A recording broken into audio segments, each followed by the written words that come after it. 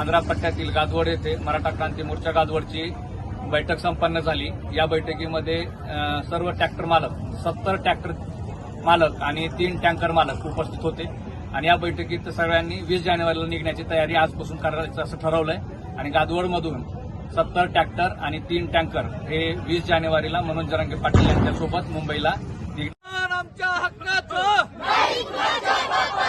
आरक्षण आमच्या हक्काचं जरांगे पाटील तुम आगे बढो।